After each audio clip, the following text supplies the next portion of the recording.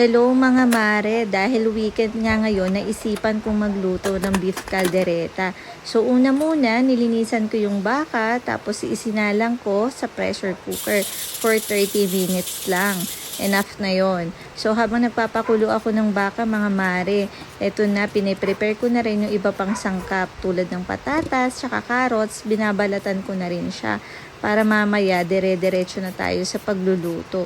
So mga mare, kapag maghihiwa pala kayo ng mga patatas at saka carrots, depende sa inyo kung anong klase or gaano kalaki yung mga patatas at carrots na gusto niyo.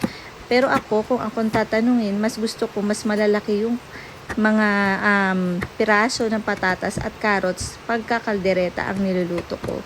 So ayan, tapos ire-ready na rin natin yung mga bell pepper. Ayan, ayusin na lang natin para mamaya ready na tayo magluto dire-diretso habang pinakukuluan ang ating baka. Ayan na nga mga mare, natapos ko nang maghiwa. So ngayon naman isusunod ko yung bawang at sibuyas para sa paggigisa natin. Naku mga mare, alam nyo ba ang kilo ng sibuyas ngayon napakamahal. Bumili ako ng 4 na pirasong sibuyas.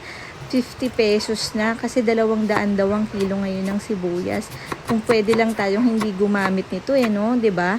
Pero napakasarap naman kasi ng ating pagkain kapag maraming bawang at sibuyas tayong ilalagay. Tapos niready ko na rin yung pickles, tomato sauce, caldereta mix at saka rino. Naglagay na rin pala ako dito mga mare ng keso. So ito na nga mga mare, nagpainit na ako ng mantika para dito tayo magprito ng patatas at carrots na hiniwa natin kanina. Make sure lang mga mare na medyo halu-haluin nyo ng konti para kahit papano yung ating patatas at saka carrots ay hindi masunog. So pag sa tingin nyo tama na yung pagkakapirito at medyo naprito na siya at hindi parang sunog, pwede na natin itong hanguin at itabi na muna para magamit natin sa ating pagluluto maya-maya lang. So mga mare, dito na rin po pala ako magigisa ng bawang at sibuyas sa pinagpirituhan ng ating patatas at carrots. Ayan na, igigisa na natin ang ating mahal na sibuyas. At syempre kasunod na rin ang bawang. So mga mare, habang pala kanina nagpe-prepare ako, yung bakang pinakuluan natin ay minarinate ko na sa tomato sauce, liver spread, pickles, at konting paminta. So, para medyo na-marinate siya ng konti. At ayan din, nilagyan ko na rin siya ng keso. So, haluin lang natin ng konti. Tapos, lagyan natin ng beef cubes. 2 mga mare yung nilagay ko. Kasi sa tingin ko, yan yung mas malasa para sa akin.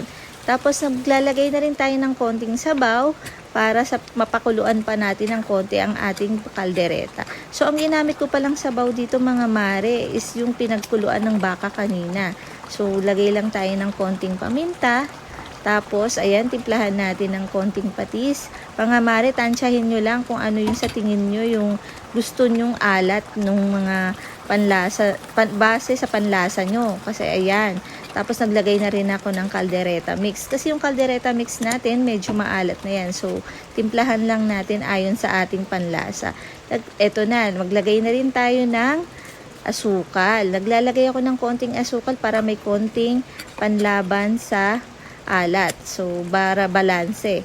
So, ilagay na rin natin ngayon yung ating pinritong patatas at saka carrots and then yung bell pepper. So, haluin lang natin to mga mare. Mga ilang minuto lang kasi luto na rin naman na ang ating baka. So, medyo palaputin lang natin ng konti. Ayan mga mare. Luto ng ating baka. So, ayoko nang masyadong tuyot kasi yung mga anak ko mahilig sa sarsa. So, gusto nila ganyan. Medyo may maisasabaw sila. 'Di ba? Ang sarap. Ako mahilig ako sa baka na ganyan, no? Tapos may konti-konting taba. Ayan. Ang sarap mga mare. Thank you for watching.